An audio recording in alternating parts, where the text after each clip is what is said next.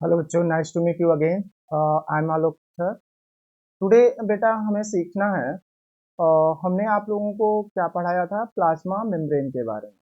और मैंने ये भी बताया था बेटा कि प्लाज्मा मेम्ब्रेन क्या है, फ्लूइड मोज़ेक मॉडल है। ठीक है, ये हर लिविंग सेल में पाया जाता है। It is found in every living cell and it is a plasma membrane को हम इलेक्ट्रॉन माइक्रोस्कोप से विजिट करेंगे तो इसमें बाई फॉस्फोलिपिड हमें देखने को मिलेगा।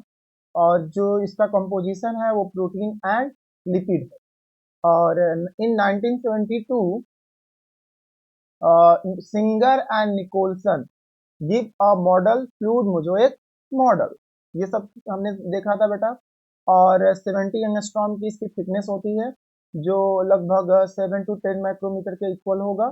राइट, और ये डिजिटल हो गया। ठीक है, इसके बाद मुझे प्लाज्मा मेम्ब्रेन के बेस पे आपको एंडोसाइटोसिस, फैगोसाइटोसिस एंड पिनोसाइटोसिस के बारे में समझाना है।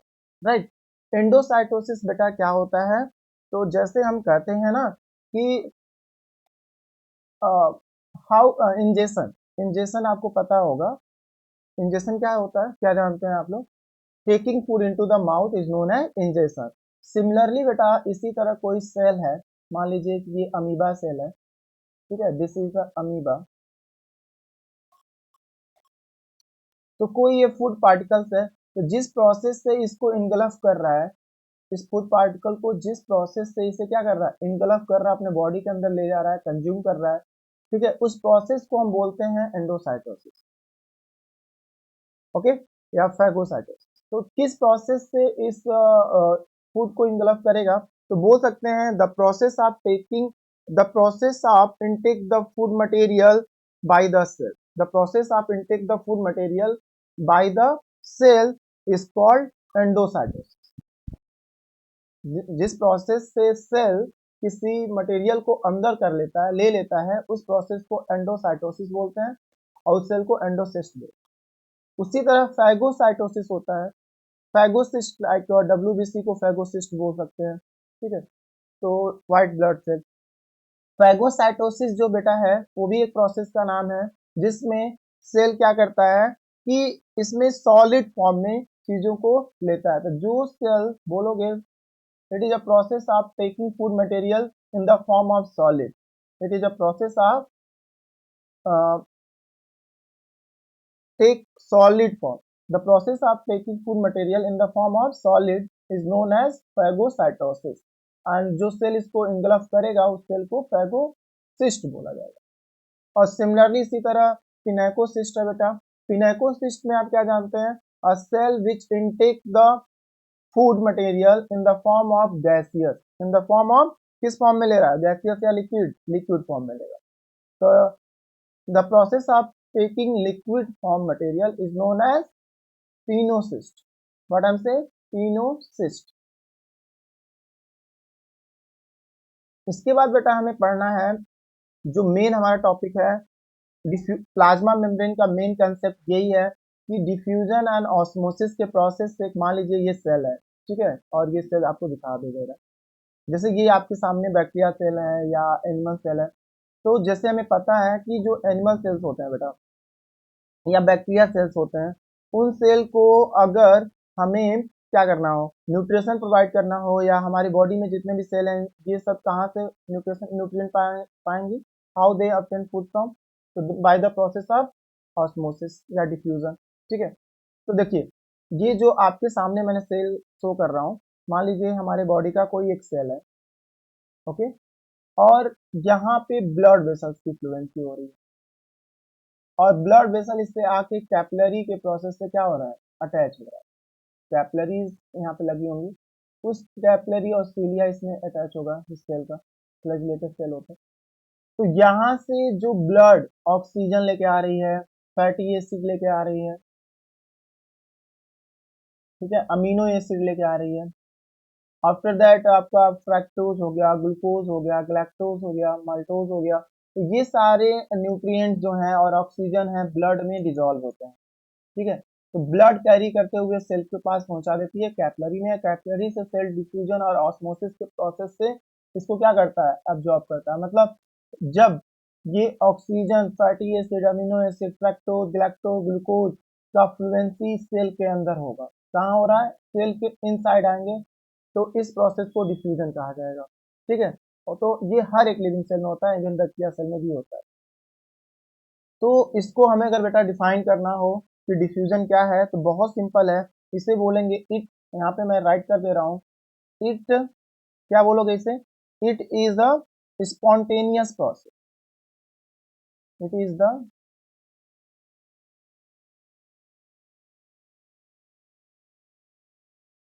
spontaneous movement of the molecule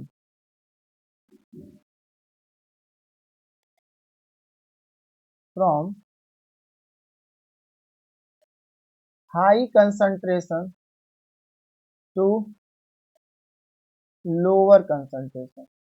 ठीक है, तो what is a diffusion? It is a spontaneous movement of the molecule from high concentration to lower concentration। और डिफ्यूजन बेटा जो होता है, ठीक है, तो the main function of plasma membrane यही है, फिजिकल। ठीक है, और it is a main function. और डिफ्यूजन जब भी होगा सेल के अंदर, तो ये बिना एनर्जी का होता है, इसमें एनर्जी इन्वॉल्व, इसमें एनर्जी की जरूरत नहीं पड़ती है। चाहे वो प्लांट सेल में हो, चाहे वो एनिमल सेल में हो, किसी सेल में डिफ्यूजन हो रहा है या ऑस्मोसिस हो रहा है, तो उसमें एनर्जी की रिक्वायरमेंट नहीं होती है, there are no energy requirement. Okay, तो what is the define of, how could be define diffusion क्या होता है? तो it is the spontaneous movement of the molecule from high concentration to lower concentration region भी बोल सकते हैं। ठीक है, मतलब यहाँ पे ब्लड वेसल्स में मॉलिक्यूल न्यूट्रिएंट्स की, ऑक्सीजन की, गैसियस फॉर्म की क्वांटिटी ज़्यादा है और सेल के अंदर इसकी रिक्वायरमेंट कम हो गई, तो यहाँ पे ये कैसा कंसंट्रेशन बना? Low concentration. और ब्लड वेसल के अंदर क्या हो गया? High concentration. इसलिए मॉलिक्यूल ब्लड वेसल से मूव करके के कहाँ चली जाएंगी? सेल के इनसाइड, इनसाइड द सेल। तो इस टाइप के प्रोसेस को बोलते हैं डिफ्यूजन, क्योंकि यहाँ पे वाटर के अलावा अदर मॉलिक्यूल्स मूव कर रहे हैं इनसाइड द सेल। वहीं अगर वाटर मूव करता है तो उसको ऑस्मोसिस बोला जाता है। ठीक है, और एक चीज और है, इसमें पॉइंट है जो आपको बार बार एग्जाम में पूछा जाता है कि किसमें डिफ्यूजन सबसे ज्यादा होगा, where diffusion take place faster. तो आप बोल दोगे diffusion is take place in the gaseous phase में। गैसियस फेज में बेटा सबसे ज्यादा डिफ्यूजन होता है। अगर कोई सब्सटेंस जैसे ऑक्सीजन का जब डिफ्यूजन होगा तो बहुत तेजी से होगा। लंग्स में भी ऑक्सीजन डिफ्यूजन के प्रोसेस से ही ब्लड में इन्वॉल्व होता है, और ब्लड से सेल में एंटर करता है तो भी डिफ्यूजन के प्रोसेस से ही जाता है। तो as compare to liquid and solid, ठीक है, दोनों के कंपेयर में गैसियस फेज में सबसे ज्यादा डिफ्यूजन होता है। राइट, अमीबा सेल में भी ले सकते हो, आरबीसी सेल में ले सकते हो। It is example of amoeba cell, bacteria cell, animal cell etcetera is example of diffusion, ये हम लिख सकते हैं। राइट, आफ्टर दैट बेटा हम ऑस्मोसिस का बात कर लेते हैं। ऑस्मोसिस जो है बहुत ही इजी है, इसको भी हम समझ सकते हैं। हाँ बेटा, ऑस्मोसिस पढ़ने से पहले थोड़ा हमें कंसेप्ट पढ़ लेना चाहिए, समझना चाहिए कि जो ये सेल, एनिमल सेल्स होते हैं, ये प्लांट सेल होते हैं, इनमें जो न्यूट्रिशन की फ्लुएंसी होती है बेटा, ठीक है, इनमें हो गया या इनमें हो गया, ठीक है, दोनों में वाटर सैप, इसमें जो, देखिए, जो फ्लूइड या water, food and water molecules, जो वैक्यूल्स इसमें स्टोर होते हैं, इसको क्या बोलते हैं? सेल सैप बोलते हैं। व्हाट इज से? सेल सैप बोला जाता है। ठीक है, ये प्लांट सेल के केस में होता है और एनिमल सेल। तो इसमें फ्लुएंसी से पहले हम लोग लेयरिंग की बात कर लें, परमेबिलिटी ऑफ द मेम्ब्रेन के बारे में बात करें। ठीक है, इसे हम चार तरह के दरवाजे के नाम से जानते हैं। ठीक है, डोर के नाम से बोलते हैं। तो on the basis of movement of substance across the membrane, membrane are following type. कौन कौन से मेम्ब्रेन होते हैं? तो impermeable membrane, semi permeable membrane, selective permeable membrane and freely permeable membrane.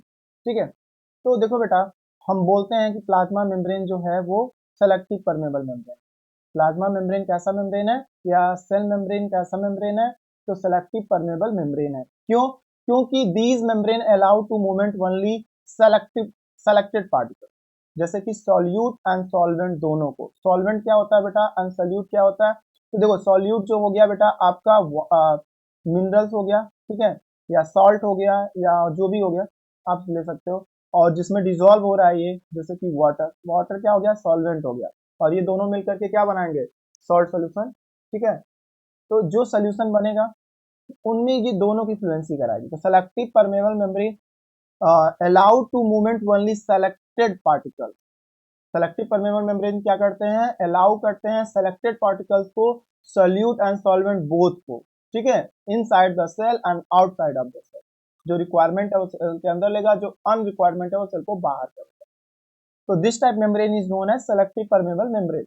Semi permeable membrane जो बी नंबर है इसकी बात करें तो these membrane allow to movement only solvent. ये सिर्फ सॉल्वेंट मतलब लिक्विड को अलाउ करता है, ठीक है, जैसे कि वाटर पार्टिकल्स को, but these do not allow to movement of solute, मतलब साल्ट एंड अदर जो मटेरियल है उनको अलाउ नहीं करता है। Such type of semi membrane is known as semi permeable membrane.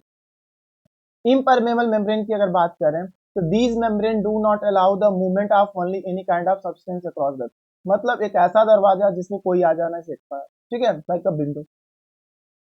तो these membrane do not allow the movement of any kind of substance across the, जो membrane किसी भी टाइप का मटेरियल को इन एंड आउट नहीं होने देता है, उस टाइप के मेम्ब्रेन को बोलते हैं इम्परमेबल मेम्ब्रेन। वहीं एकदम इसके अपोजिट है बेटा freely permeable membrane. These membrane allow the movement almost all type of substance and particle across them, जो सभी पार्टिकल्स को इन एंड आउट सेल के अंदर होने देता है, ठीक है।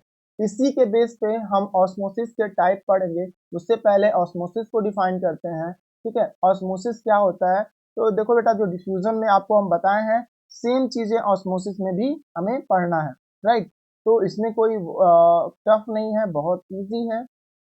ऑस्मोसिस में बेटा आप क्या बोलोगे कि जब water molecule high concentration region to lower concentration region की तरफ मूव करता है तो उस प्रोसेस को हम क्या बोलते हैं, ऑस्मोसिस बोलते हैं। इसको डिफाइन कैसे कर सकते हैं बेटा, तो इसकी डिफिनेशन बहुत इजी है, you can define very well. हम लिखेंगे सेम तरीके से जैसे डिफ्यूजन को हमने डिफाइन किया था, we will be write the spontaneous movement of water, the spontaneous movement of water molecule, okay, spontaneous water molecule through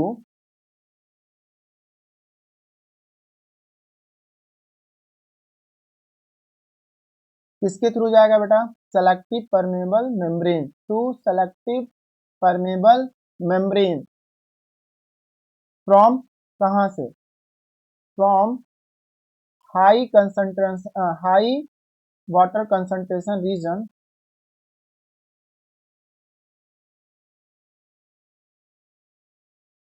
to lower concentration region,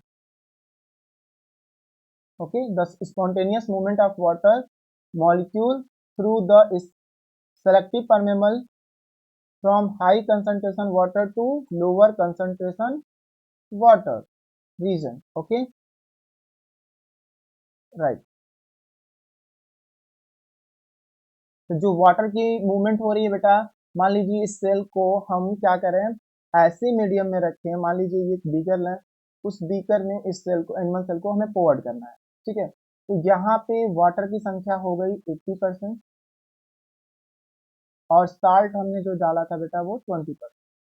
तो और एज कंपेयर टू इस सेल, जो इस सेल का ये इस सेल में जो वाटर होगा उसमें मीडियम मतलब जो बीकर है उसमें वाटर की संख्या ज़्यादा है, तो डेफिनेटली यहाँ वाटर कंसंट्रेशन हाई हो रहा है और सेल के अंदर लो हो जाएगा। तो वाटर मॉलिक्यूल किधर की तरफ मूव कर जाएगा, beaker to inside the cell. तो वही बोला गया, the spontaneous movement of water molecule through a selective permeable membrane from a region of high water concentration to from a lower water concentration, ठीक है। तो इसी के बेस पे बेटा हम टाइप ऑफ ऑस्मोसिस पढ़ेंगे, इसी के बेस पे हमें टाइप ऑफ ऑस्मोसिस पढ़ना होगा, जिसमें आपको क्या बताया जाएगा, हाइपोटोनिक सोल्यूशन, सोल्यूशन को भी 3 पार्ट में डिवाइड कर देंगे, ठीक है, क्या क्या, हाइपोटोनिक सोल्यूशन। दूसरा बोलेंगे बेटा आइसोटोनिक सोल्यूशन, मीडियम को हम डिफाइन कर रहे हैं, एंड थर्ड होगा हाइपरटोनिक सोल्यूशन। तो there are three type of solution in a beaker. पहला हाइपोटोनिक सोल्यूशन, ठीक है। इसके बाद क्या मिलेगा बेटा, hypertonic, hypotonic and isotonic. Okay, तो there are three type of medium. Hypotonic के बारे में देखो, हाइपोटोनिक क्या है, जब वाटर मॉलिक्यूल की संख्या, ये जो मीडियम हमने सेल का लिया है इसमें वाटर मॉलिक्यूल मतलब बीकर में वाटर कंसंट्रेशन हाई हो रहा है और सेल के अंदर वाटर कंसंट्रेशन लो हो रहा है। तो इन दोनों केस में बेटा क्या होगा कि दिस टाइप ऑफ मीडियम, मतलब यहाँ वाटर हाई हो रहा है और सॉल्ट लो हो रहा है, तो this type of medium is known as hypotonic solution. हाँ बेटा, तो हमने ये बताया कि ऑस्मोसिस जो होते हैं वो कैसे हैं, the spontaneous movement of water molecule through the selective permeable membrane from higher concentration region to lower concentration region. तो इसमें थ्री टाइप, इसके बेस पे हमें थ्री टाइप के सोल्यूशन देखने को मिलते हैं, hypotonic solution, isotonic solution and hypertonic solution. ठीक है, तो there are three type of solution आपको देखने को मिलेंगे। ठीक है, इसी सोल्यूशन के बेस पे बेटा हम ऑस्मोसिस होता है, type of solution and osmosis. तो देखो हाइपोटोनिक सोल्यूशन में क्या होगा, इस रीजन में सेल के अंदर inside the cell water molecule जो होंगे वो लो हो जाएंगे, ठीक है, और मीडियम में क्या होगा, हाई हो जाएगा। तो जो ये मीडियम मैंने बताया कि ये बीकर है, इसमें 80% वाटर है, सॉल्ट 20% है, और सेल के अंदर वाटर की क्या हो रही है, लैकनेस हो रही है, कमी हो रही है, वाटर मॉलिक्यूल कम है एज कंपेयर टू बीकर। तो वाटर मॉलिक्यूल मूव करेगा beaker to inside the cell. तो such type of solution is known as hypotonic solution. इसी तरह आइसोटोनिक सोल्यूशन में क्या होगा बेटा, आइसोटोनिक सोल्यूशन में देखिए, हम एक कोई बीकर लेंगे, ठीक है, उसमें वाटर डिजोल्व वाटर डाला 50% एंड हमने इसमें क्या डाल दिया, साल्ट भी डाला, सेम मतलब 50% अगर वाटर डाल रहे हैं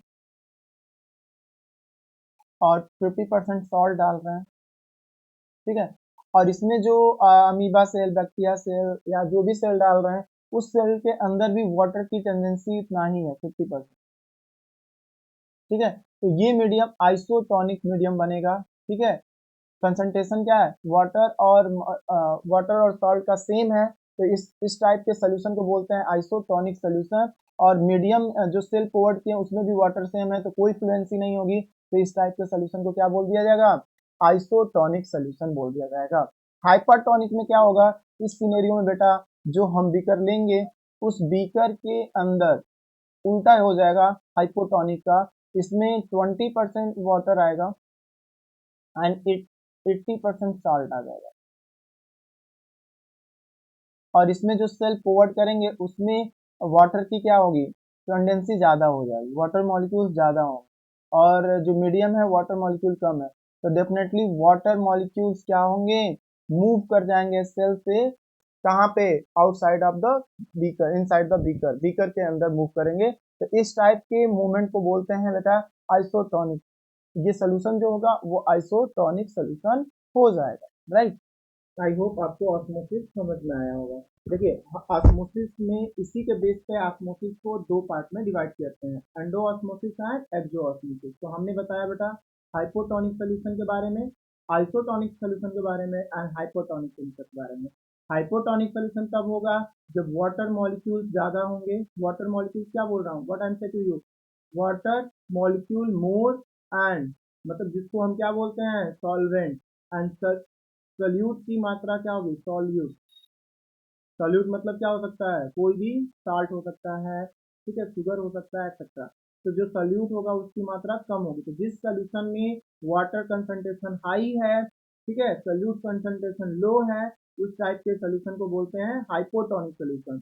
और जिस सोल्यूशन में बेटा आइसोटोनिक सोल्यूशन वो हो जाएगा जिस सोल्यूशन में water molecule and solute, solvent and solute की क्वांटिटी सेम हो जाए उसे आइसोटोनिक बोलेंगे। हाइपरटोनिक सोल्यूशन में जिसमें वाटर की संख्या लो हो जाए एंड सॉल्ट या सॉल्वेंट की संख्या क्या हो जाए, हाई हो जाए, इस टाइप के सोल्यूशन को बोलेंगे हाइपरटोनिक सोल्यूशन।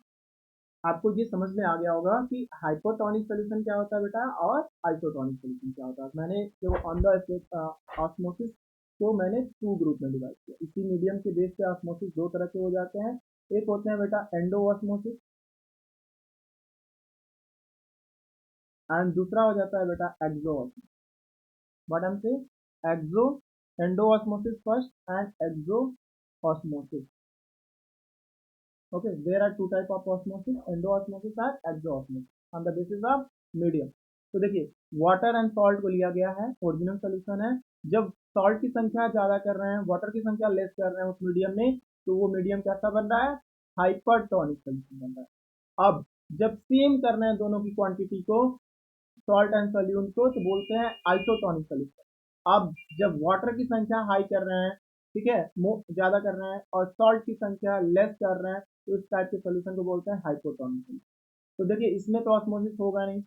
अगर तीनों मीडियम में बेटा, इन तीनों में हम आरबीसी सेल या अमीबा सेल फॉरवर्ड करें, इन तीनों में आप एक सेल डालो, तो इसमें देखोगे इसके सेल में कोई जो सेल डालें, तो इस सेल में बेटा कोई अंतर नहीं होगा, क्योंकि ना ऑस्मोसिस होगा ही नहीं, तो इसलिए कोई टाइप का osmosis नहीं होगा। देखो ऑस्मोसिस को करेगा हाइपरटोनिक में और हाइपोटोनिक में। तो हाइपरटोनिक में क्या होगा, जब वाटर मॉलिक्यूल कम है तो डेफिनेटली सेल से वाटर मूव कर जाएगा बीकर साइड में। तो इस टाइप देखो सेल से वाटर मूव कर रहा है बीकर साइड की तरफ, तो मतलब क्या हो रहा है, सेल के अंदर से वाटर मूव करके बाहर जा रहा है, तो इसको बोल देंगे बेटा एक्सोऑस्मोसिस। तो एक्सोऑस्मोसिस कहाँ होता है, तो हाइपरटोनिक सोल्यूशन में एक्सोऑस्मोसिस होता है। ठीक है, और एक्सोऑस्मोसिस में क्या होता है, सेल श्रिंक कर जाएगा। क्यों, क्योंकि सेल के बॉडी से वाटर मूव कर जाएगा आउटसाइड या medium, that is. Same scenario बेटा एंडोऑस्मोसिस में भी है। सेल से क्या होगा कि वाटर वाटर में सेल के अंदर वाटर की कमी होगी, तो मीडियम में वाटर की क्या होगा, हाइपरटोनिक सोल्यूशन में वाटर की संख्या ज्यादा होगी, इसलिए वाटर मूव कर जाएगा सेल के अंदर, और एक्सेस मूवमेंट की वजह से सेल क्या हो सकता है, ब्लस्ट भी कर सकता है, पथ भी कर सकता है। तो इस टाइप के प्रोसेस को बोलते हैं एंडोऑस्मोसिस। क्या बोला जाता है बेटा, एंडो सेल के मतलब, एंडो का मतलब इनसाइड और एक्सो का मतलब आउटसाइड। तो आई होप आपको समझ में आ गया होगा endosmosis, exosmosis, there are two type of osmosis, and what is a diffusion and what is a medium. So there are three type of medium, hypertonic, isotonic and hypotonic. ठीक है, और there are two type of osmosis, endoosmosis and exoosmosis। Endosmosis में क्या होता है, cell shrink कर जाएगा, सिकुड़ जाएगा, और एक्सोऑस्मोसिस में सॉरी एक्सोऑस्मोसिस में सेल श्रिंक करेगा, और एंडोऑस्मोसिस में सेल स्वेल करेगा और ब्लस्ट। तो आई होप ये वीडियोस आपको पसंद आए होंगे। Thank you for watching my videos, like and subscribe. Next video के लिए प्लीज